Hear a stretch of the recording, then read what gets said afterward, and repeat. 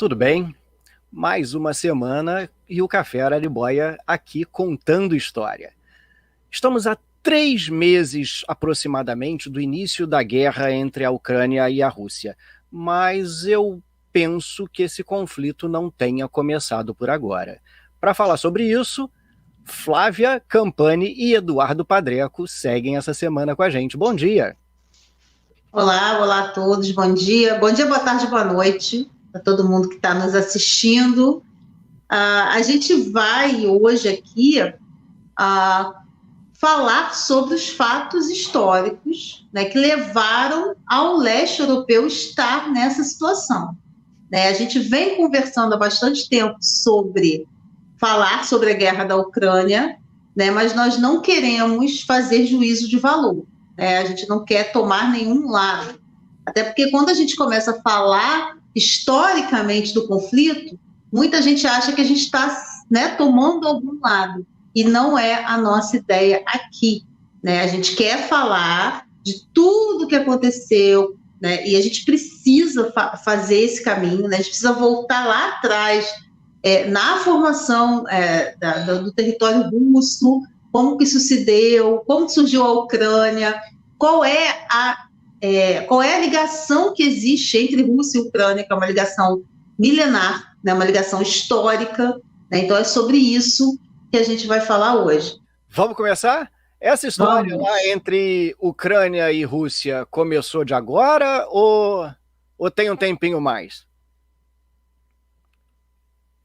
Então, para a gente falar um pouco sobre isso, primeiro é importante reforçar, né, que a gente não vai ter um lado, né, entre esses dois países, até porque é uma coisa que está acontecendo ainda, né, a gente precisa toda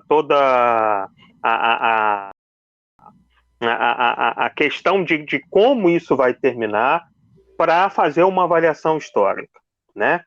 Mas a gente tem uma certeza: a guerra ela não é boa para ninguém, né? Se a gente for pensar, né, a guerra é algo que acompanha a humanidade desde sempre. Né? Se a gente for pensar que, né, na época pré-histórica, né, tribos, aldeias, né, entravam em conflito, né, por terra, por comida, por água. Né? Na antiguidade, as civilizações elas, né, crescem e entram em declínio, né, por conta de guerras.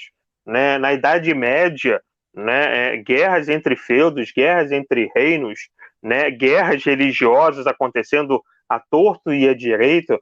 Né? Na Idade Moderna, as monarquias nacionais elas se fortalecem através de conflitos, e, né, de Napoleão a Hitler, né, a gente tem ali 1,5 século de inúmeros conflitos também, né, envolvendo, né, uma região, envolvendo um continente ou envolvendo o planeta inteiro. Então a guerra sempre existiu. Mas uma certeza a gente tem: a guerra não é boa. Né? E ela não é boa, sobretudo, para os povos envolvidos nesse conflito. Né? Os sacrifícios, né? As mortes, né? As sequelas, as feridas abertas, né? Sejam na população, seja no dia a dia dessa população, demonstra para a gente que guerra nunca é boa. Mas para falar, né, sobre o leste europeu, a gente tem que voltar um pouquinho na história. Voltar mais ou menos 1000 anos. Né? Até o século IX, mais ou menos, a região que nós conhecemos como leste europeu, ela era formada por povos que não tinham um poder centralizado. Não havia ali uma grande civilização, não havia ali um grande império, um grande reino. Né? Eram povos que não tinham essa ideia, essa estrutura de um governo próprio. Né? Haviam, então, aldeias com a sua governança, né? O que facilitava, inclusive, a própria dominação. Né? Na época da civilização romana, a população dessa região era usada como como escravo pelos romanos. Tanto é que o termo escravo vem justamente de eslavos, que é o povo local, né? Mas a coisa começa a se desenhar de forma diferente a partir do século IX,